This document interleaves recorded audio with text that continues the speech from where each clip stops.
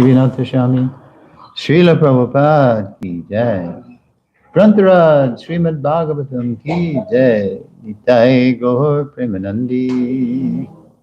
All glories to the assembled devotees. All glories to the assembled devotees. All glories to the assembled devotees. All glories to Sri Guru and Gauranga.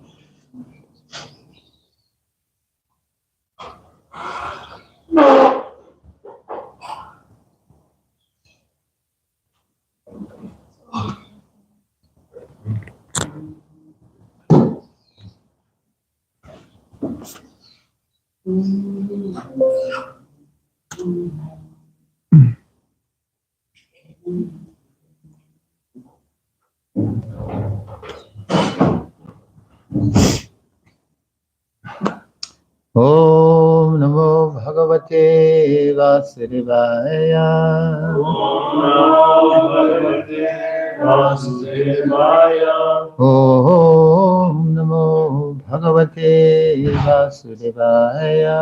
Om Namo Bhagavate Vasudevaya. Om Namo Bhagavate Vasudevaya.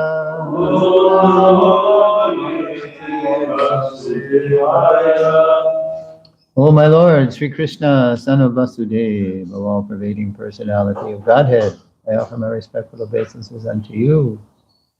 Reading from the Srimad Bhagavatam, translation and commentary by Srila Prabhupada, Canto 4, the creation of the fourth order, chapter 28.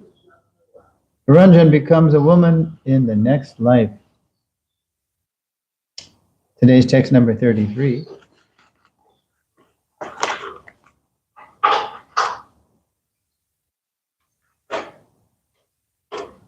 Vibhajyatanaye bhyakshmam Tanaye bhyakshmam Vibhajyatanaye bhyakshmam. Tongue twister for Americans, huh? Raja Shihir Malayan Bhajaha. Raja Shihir Malayan Bhajaha. Ariradhaya Shuk Krishnam. Ariradhaya Shuk Krishnam. Sajagamakulāchalam. Sajagamakulāchalam. Vibhajyatanaye bhyakshmam. Rajarshihir Malaya Bhajaha. Ariradhaya Shuk Krishna Sajagamakulāchalam. Okay.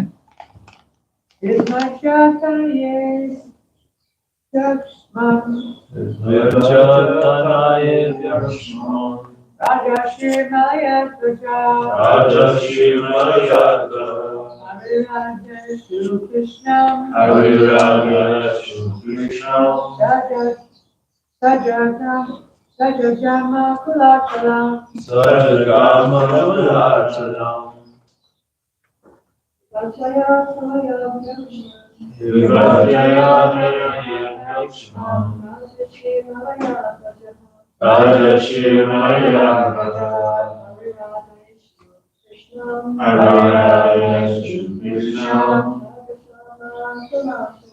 Sajagana Racharam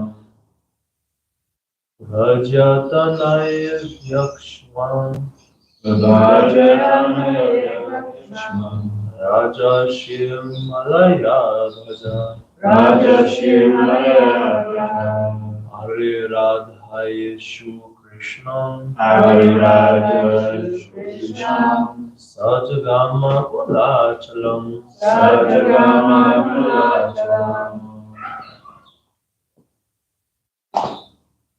Anyone else?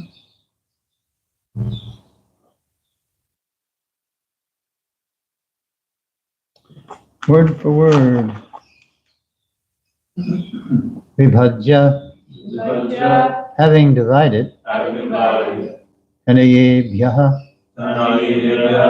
among his sons, Kshmam, the whole world, Rajarishi, the great saintly king, Malayadhvajaha, named Malayadhvaj, Ariradayashuhu, desiring to worship Krishnam, Lord Krishna, Saha, he, Jagama, went, Kulachalam, unto Kulachala. Translation: after this, the great saintly king Malayadhvaja divided his entire kingdom among his sons. Then, in order to worship Lord Krishna with full attention, he went to a solitary place known as Kulachala. Please repeat. After this, the great saintly king Malayadhvaja divided his entire kingdom among his sons. Then, in order to worship Lord Krishna with full attention, he went to a solitary place known as Kulachala. Srila Prabhupada's purport: Malayadhvaja, the great king, was certainly a Mahabhagavat, topmost devotee. By executing devotional service, he begot many sons and disciples for propagating the bhakti cult. Shravanam Kirtanam Vishnoho. Actually, the entire world should be divided among such disciples. So bold. Actually, the entire world should be divided among such disciples. Everyone should be engaged in preaching the cult of Krishna consciousness. In other words, when disciples are grown up and are able to preach, the spiritual master should retire and sit down in a solitary place to write and execute Nirjan Bhajan. This means sitting silently in a solitary place and executing devotional service. This Nirjan Bhajan, which is the silent worship of the Supreme Lord, is not possible for a neophyte devotee. Srila Bhakti Siddhanta Saraswati Thakur never advised a neophyte devotee to go to a solitary place to engage in devotional service. Indeed, he has written a song in this connection. Dushtamana tumiki sera vaishnav patishtarat tare nirjanera ghare tava harinam kevala kaitava. Quote, my dear mind, what kind of a devotee are you? Simply for cheap adoration, you sit in a solitary place and pretend to chant the Hare Krishna Mahamantra. But this is all cheating. Unquote. Thus, Bhaktisiddhanta Saraswati Thakur advocated that every devotee, under the guidance of an expert spiritual master, preach the bhakti cult, Krishna consciousness, all over the world. Only when one is mature can he sit in a solitary place and retire from preaching all over the world. Following this example, the devotees of the International Society for Krishna Consciousness now render service as preachers in various parts of the world. Now they can allow the spiritual master to retire from active preaching work. In the last stage of the spiritual master's life, the devotees of the spiritual master should take preaching activities into their own hands. In this way, the spiritual master can sit down in a solitary place and render nirjan bhajan. Srila Prabhupada ki jai. Om Ajnana Timirandasya Jnananjana Shalakaya Chakshurunmilitam Jena Tasmai Shri Gurave Namaha. Okay, you got to close the door or tell them to take the conversation elsewhere. Yeah, okay, thanks. I was born in the darkest ignorance, and my spiritual master is kindly opening my eyes with the torch of knowledge. I offer my respectful obeisances unto him. So, today's section, beginning with text 33, we're starting to look at King Malayadvaja and Queen Vaidarbi. Who was Queen Vaidarbi in her previous life? King Puranjan. We're looking at how they're retiring to the forest. King Malayadvaja is retiring to, as Prabhupada puts it, quote, worship Krishna with full attention in a solitary place. Oh, it's too loud still. What is this? Tell them to, we got a class going on. Hey, George, chill.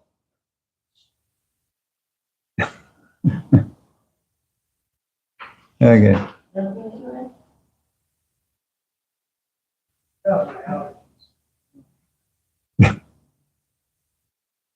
All right.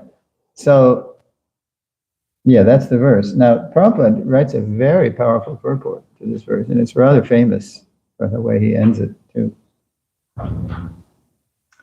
Prabhupada writes that a sign of King Malayadvaja's being a Mahabhagavat, the topmost devotee, is that he begot, quote, many sons and disciples to propagate bhakti worldwide. So he was so powerful that not only was he personally a pure devotee, Mahabhagavat, somebody, topmost devotee, somebody in the highest levels of bhakti, but he had children who were very powerful also, and they were all over, and he sent them all over the world to propagate Krishna consciousness. Then Prabhupada, he translates that fact into his own desire to spread Krishna consciousness worldwide, appealing to everyone to, preach, what does he say? Actually, the entire world should be divided among such disciples. Yeah, this is the real divisions. It's like zones. Like we have preaching zones, under such disciples, appealing to everyone to preach. And that will allow, quote, the spiritual master to retire and do, quote, nirjan bhajan. Nirjan. Literally no people, nobody else around. Nirjana bhajan, worship. Now Prabhupada defines nirjan bhajan as, quote, silent worship of the Supreme Lord, not possible for a neophyte. So this nirjan bhajan is not for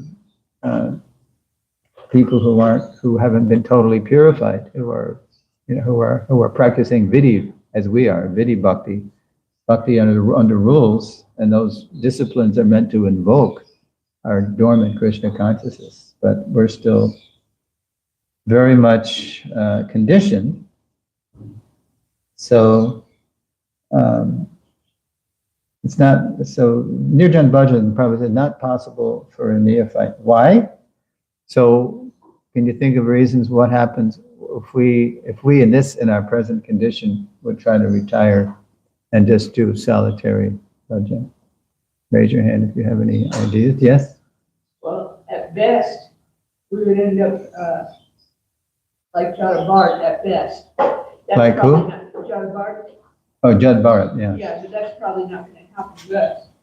At If we're like best. that advanced. So, No, that's very advanced, very advanced. Yeah. so we'd probably start concocting our own ideas and get off track. Okay, that's true. But take it down. I mean, what would happen if I just decided, okay, I'm just going to stay in my room and do bhajan all day? Well, also, it's selfish. It's selfish, No one else would benefit from that. right? And what else would happen to me if I try to do that all day? Fall asleep. That's right. I'd fall asleep. And then after a while, I'd think, I wonder what's for lunch. I'd be absorbed in, thoughts of eating and sleeping. How about them without bhajan and undies? Well, the real Bhajananandi is able to do that. But we're not, I mean, his Guru Maharaj's spiritual master was a Bhajananandi. But he had one disciple who was so powerful that he revived Krishna consciousness all over India. Nothing wrong with the word Bhajananandi, but So, but Prabhupada knew what he was dealing with, us, right? I'd become restless. It's not, my mind is not fixed. And I'd start thinking, what happens when you eat and sleep and then you get restless? You start thinking about sex too. Hey, I need some action here, restless, sex desire. A neophyte, while externally, and here's the thing, as neophytes, Prabhupada gave us a lot to do because he knew we needed to engage our working senses. And so a neophyte, a sentiment is that we're externally very active, but internally, no, the mind is still very wild. We can be externally very active, but still you can see how your mind is, whoa, where did that come from? Get out of here. Don't harass me, don't bother me with that. Whereas, so we're internally, mentally, we're immature. So, but a pure devotee, after years of practice fixing his mind on Krishna amid active service, can retire he can wind down his external activity because his mind is actively fixed on Krishna. So that's the difference. A neophyte may externally be engaged in service, and over time that service does purify us because we're practicing Vidhi Bhakti, and the whole point of Vidhi Bhakti is to come to the point of following Gita 9:34. Manmana, engage your mind as always in thinking of me. Right? Madhyajimang namaskaru mami vaishasi yukvaiva matmanang matparayana. So we're supposed to engage everything, and but the mind is tough. We can bow down. We can bow down and say the prayers, but then internally, is the mind actually doing that? No, the mind is rebellious. We see what happens when we go to chant japa. The mind wants to go to the movies. Hey, what about this? And what happened there? It's hankering and lamenting. It's kind of like in the Gita. There's a verse I'm just looking at. Krishna says in Dhyana Yoga, the Yoga of Meditation, chapter 6, text 3, he says, for one who was a neophyte in the eightfold yoga system, work is said to be the means. Work, engaging the working senses. And for one, how does he put it? And for one who is already elevated in yoga, so that's the higher, cessation of all material activities is said to be the means. So we can, when we're actually purified without and within, when that purification has gotten that deep, then we can think about retiring to Nirjan Bhajan. Then Prabhupada quotes his Guru Maharaj's famous Dushtamana song, which confronts the neophyte's polluted consciousness. Now, we don't find in Prabhupada's purports, or even in the songbook, it's not even in there. But there is a whole, usually, in Prabhupada, when he quotes the song, he always just quotes that first stanza. But in the database, I found the whole song. There's 5, it's very heavy, stanzas. The whole song is called Dushtamana Vaishnav Ke, by Srila Bhaktisiddhanta Saraswati Thakur, which means, but here's the subtitle. Bhaktisiddhanta spelled it out. Materialistic prestige is as disgusting as the stool of a hog. Listen to this. Okay, let's go.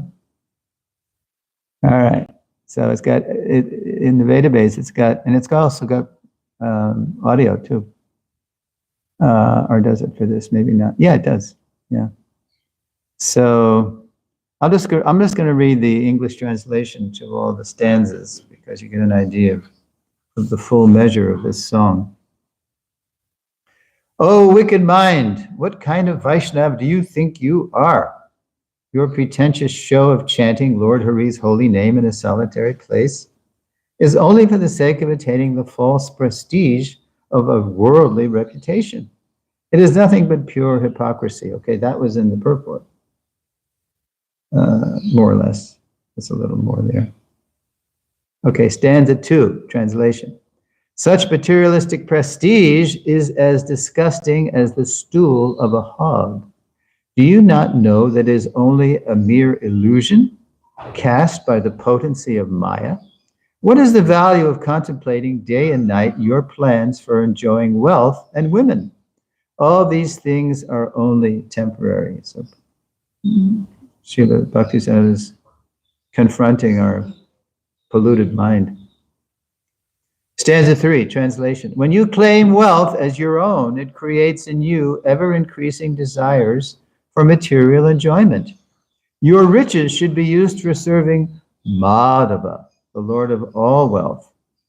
Neither is it your proper place to indulge in lust for women, whose only true proprietor is Lord Yadava. Stanza 4, translation. The demon Ravana, parenthesis, lust incarnate, fought with Lord Ramchandra, parenthesis, love incarnate, in order to gain the tree of worldly reputation. This is what Ravana did.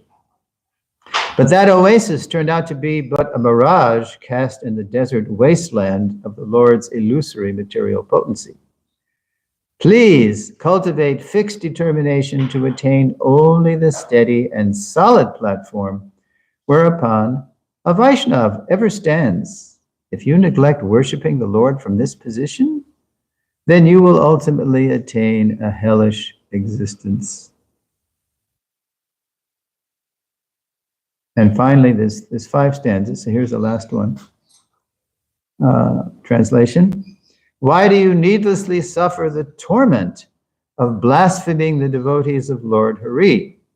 Bhaktisiddhanta says, I know your mind, and it's jealous, it's envious of the Vaishnavas, and it criticizes them. Blaspheming the devotees of Lord Hari, attempting to achieve their eminence. You want what they have, you're jealous, you're envious of them. Thereby only proving your own fruitless foolishness. The desire for spiritual eminence is easily fulfilled when one becomes a devotee of the Lord, for eternal fame automatically follows the heels of a Vaishnava.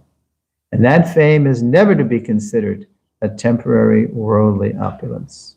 That's my godbrother Shuddha-kirti, that's what his name means. Someone who's famous for hearing about Krishna. Shuto. Okay, so so Prabhupada did that, he quoted that famous song. And then Prabhupada closes the purport by directly appealing. He goes from the verse, what Malayadvaja did, and then he talks about how actually the whole world should be divided for preaching. And then he goes right to ISKCON. He starts appealing directly. Prabhupada would do this. Sometimes he would start appealing directly to his own disciples, right in the purports, because Prabhupada would tell us that I wrote these books for the whole world, but especially I wrote them for you. You have to read them, and not just for selling. He closes the purport by directly appealing to his ISKCON devotees to manage the preaching activities themselves, allowing him to retire to do his Nirjan Bhajan, writing books for the whole world. Yeah, he says, how does he put it here?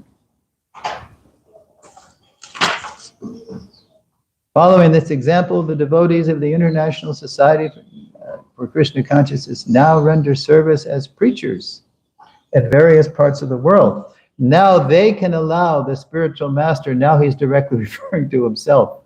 He's the spiritual master of this guy. He's the founder Acharya. He's everybody's foundational guru.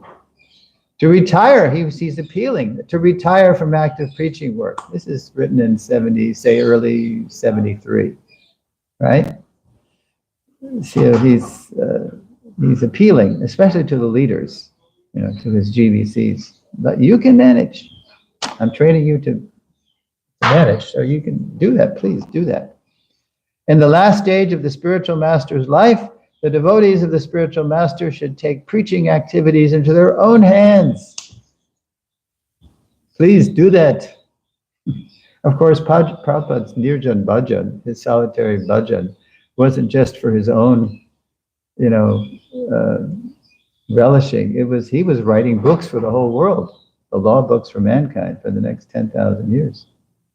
In this way, the spiritual master can sit down in the solitary place and render Nirjan Bhajan. Now, there is an irony with what Prabhupada just wrote there, because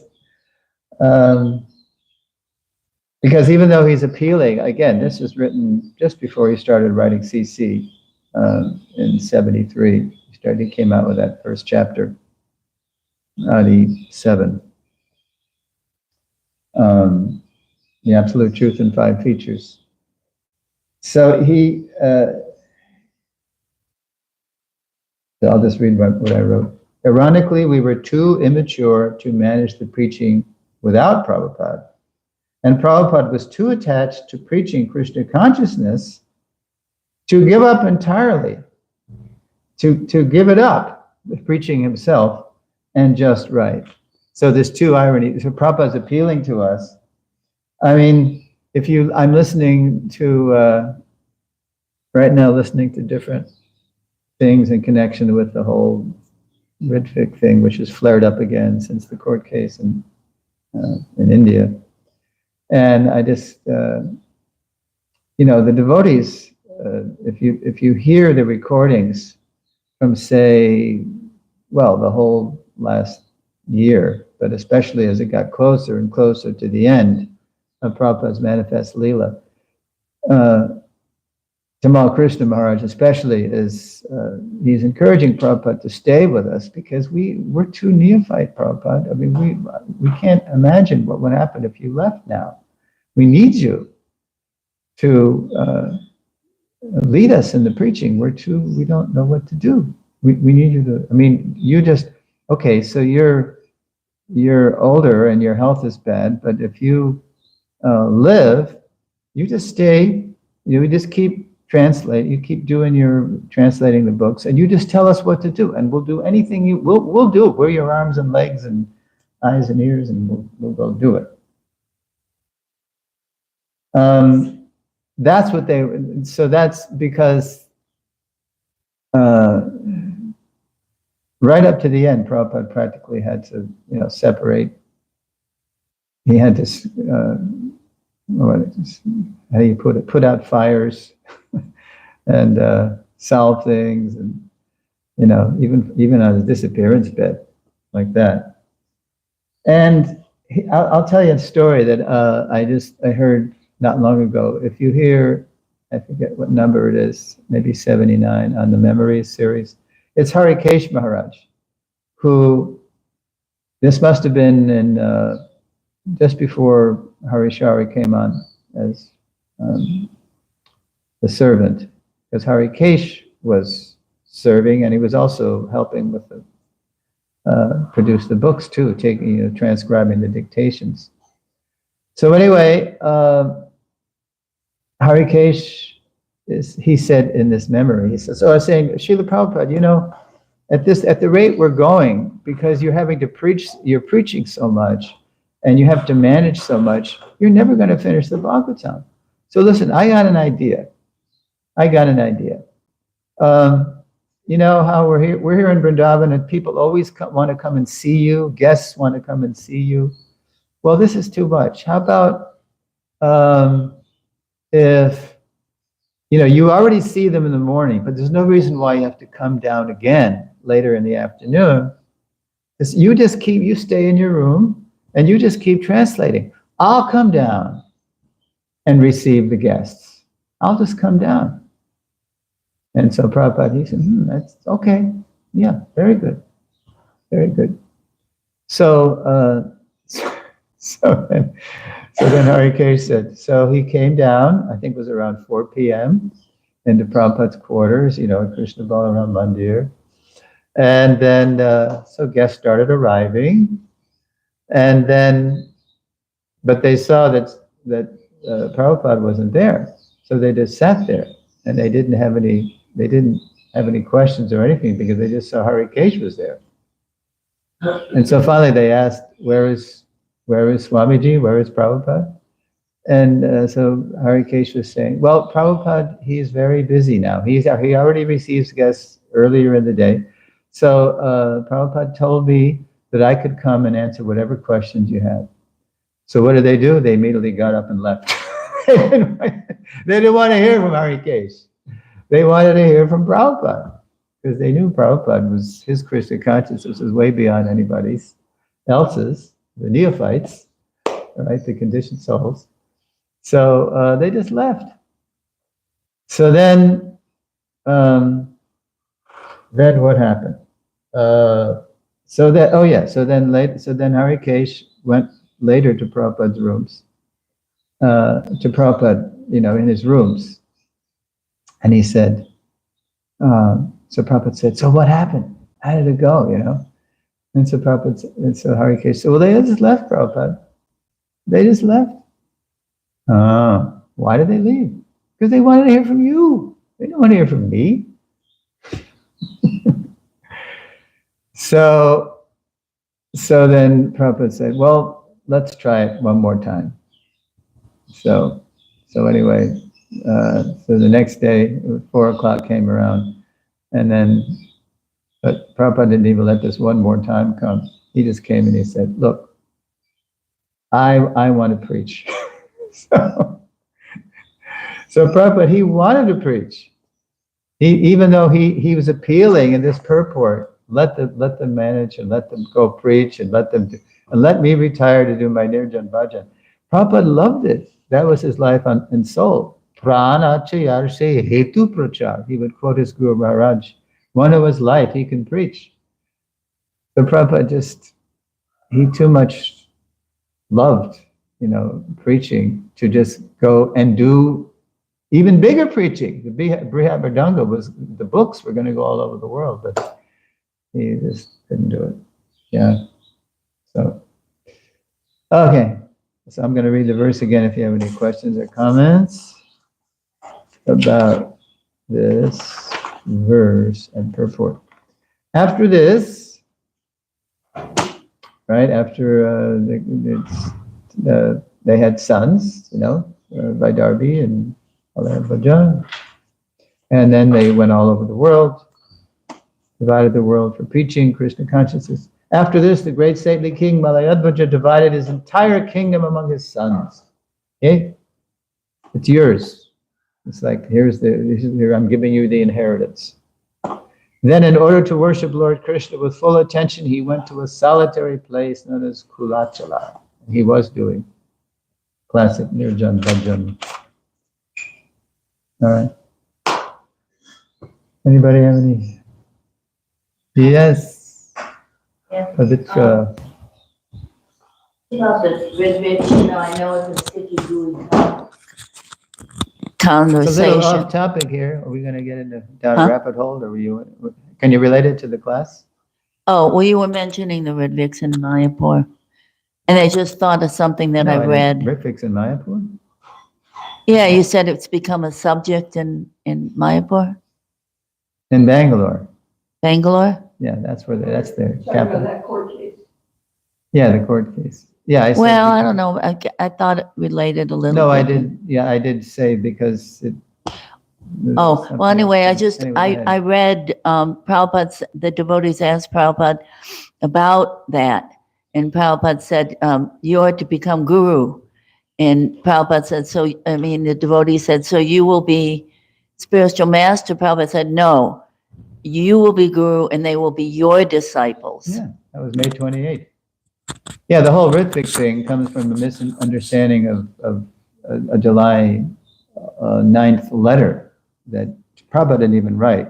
Kamal Krishna wrote and Prabhupada signed off on it, about appointing people to act as Ritviks, as Ritvik priests while Prabhupada's on the planet, but they're still Prabhupada's disciples. And then, and there was one word that Tamal wrote in the letter, henceforward, that these people, these Ritviks will do henceforward. They'll accept, they'll give the beads and, give the name, but they're Prabhupada's disciples. But henceforward did not mean forever and ever, because Prabhupada had already said on May 28th, before that, there's a whole very explicit conversation with Prabhupada and some GBCs about what will happen after you leave. You're telling us that your manifest pastimes are coming to a close. So whose disciples will they be? And Prabhupada said, they'll be disciples of my disciples of my disciples. Just see, grand disciples. Yeah. Anyway, it's there's no history in Shastra of Ritvik people, of once the spiritual master disappears, of him being the only guru, of being the Diksha guru of people, accepting gurus from, posthumously, from the grave, you could say, or from Golok. Yeah, it's just complete concoction. But it's something that we brought on ourselves because after Prabhupada did leave, there was so much nonsense going on in ISKCON, people imitating his position, the zonal acharya, so many guru fall downs. It created a reaction. People didn't want fallen gurus. They wanted, and it must have been Prabhupada wanted us. He wanted to be our guru forever and ever. And he is. He's the foundational Shiksha guru, as people are in other sampradayas. Ramanuja to this day is the foundational Shiksha guru of all Ramanujis. But he's not the Diksha, he's not the initiator. And you do need people who are, walking around that you can ask questions to. It's not the same. You need a living, breathing person to carry on the parampara. So that's what Bhaktisiddhanta has his disciples to do. Make a GBC, keep initiating disciples. They didn't do it. Gaudiya Math broke apart. Prabhupada had to start a new branch. And then he started training GBCs in 1970, fully 7 years before he disappeared. And then in 77, he started divesting himself. That May 28th conversation, that was a landmark conversation. He was divesting himself of all, spiritual responsibilities for gurus and disciples. He was still accepting disciples, but physically he was incapacitated. So he appointed 11 people to act as Ritviks ceremonial priests to do the initiations. But that doesn't mean that they were their disciples. I mean, they were Prabhupada's, because that was the etiquette. 2 December 1975, Prabhupada writes to Tushta Krishna, "This is the law of disciplic succession that, I can sound the database, that in the presence of the spiritual master, one brings all the people to the spiritual master's feet, and they're his disciples. Once the spiritual master leaves, he's telling Tushta Krishna, then you can accept disciples without limit.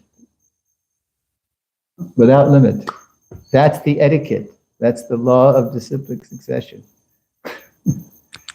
So the whole Ritvik thing is a complete concoction. And now, Alita has something to say. Well, I just had two things. One, I was wondering if you could just very concisely, for the benefit of Todd, tell him what a Ritvik is. Just Ritvik literally means priest. That's all. It's a bona fide word.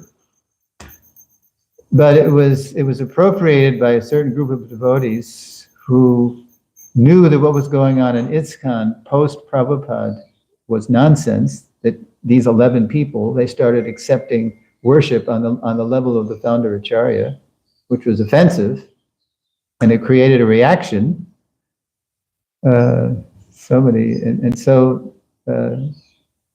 people started re-examining Prabhupada's words. Okay, they will be, they just, anyway, the word Ritvik just means priest. It means, what do you call it? No, it doesn't mean initiator. It just means priest. Officiating priest, thank you. Officiating priest. Just like at my initiation, and when Prabhupada initiated me in Detroit in July 17th, Saturday, 1971 in Detroit, Prabhupada was sitting there. Who was conducting the fire jaga? Karandar. He was the Ritvik priest, just doing the svahas, or just like we had Kirtan Yoga. He was the Ritvik for the marriage ceremony of Tara and Jesse. It just means priest. That's all. But what does it mean? Yeah, exactly. You can refer to that. You mean Ritvikism and all that stuff. Just tell them means what the it concept refers is. to people who say that that Prabhupada really is the only initiating guru, and that all other people, when they do the ceremony, for you, they're only the priests, giving you the beads and the name, but actually you're Prabhupada's disciple. So a Ritvik would be what a cardinal is to a pope, like a second in command, almost. No, what it is that It's a twisting. it would mean that my spiritual master is not actually my spiritual master. Only Srila Prabhupada is my spiritual master, and my spiritual master is only acting on his behalf. But really, I'm the disciple of Srila Prabhupada, and so that means. So like a middleman. Kind of, yeah, but they're just working on the behalf of Srila Prabhupada. He's a But proxy. That's not what we believe, because we believe that my spiritual master is actually my spiritual master, Right. and Srila Prabhupada is like my grandpa spiritual master. But he's more than that, because he's everybody's foundational instructing spiritual master. That's what founder acharyas are. They're not just our upline in the parampara. He's not just a previous guru. He's so powerful. He's the one that founded this branch of the ISKCON, of the Gaudiya Sampradaya, that he's everybody's foundational Shiksha Guru. He is the main spiritual master. He's the foundational spiritual master and core identity of everybody in this disciplic, in this ISKCON branch. So Period. I have Full stop. one more question. Yes. So I know, and I've heard, what you said before about, how when the spiritual master is here, the disciple brings prospective disciples to the spiritual master, and then when he leaves, then they themselves can become. Can be, if they're qualified. If they're qualified, yes. And so this is a question I've had for a long time. Is we've seen in ISKCON that sometimes that's not the case, like with Kadambakana Swami, right?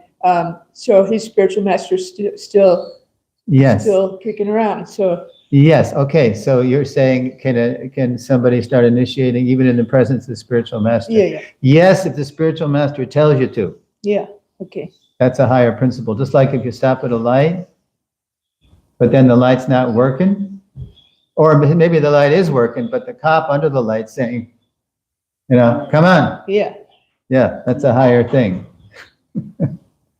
When you have a guru that is supposedly qualified and he's giving initiation now on these days, I've always wondered, because I'm not real learned in all the scriptures, if that guru has trouble and he Mhm. falls down. Mhm. I've seen a lot of their disciples take reinitiation.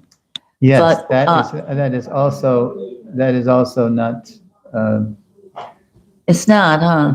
it's not shastric to take reinitiation. No. So what happens to the disciple is still connected to the parampara? Yeah, because at the time, if the spiritual master was following, at the time, he connected him to Prabhupada, the parampara. Later on, this is discussed in a text called Sri Krishna Bhajanamrita by Okay. Srila Narahari Sarkar, Thakur. Yeah. Okay.